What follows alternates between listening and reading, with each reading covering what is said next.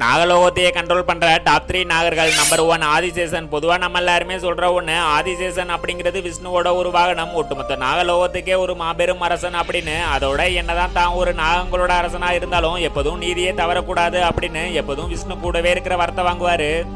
அதுக்கு முன்னாடி யாருக்கெல்லாம் கடவுள் நம்பிக்கை இருக்கோ அவங்க எல்லாரும் லைக் பண்ணுங்க. அதோட உங்களுக்கு பிடிச்ச கடவுள் யாரு அப்படிங்கறத கமெண்ட்ல சொல்லுங்க.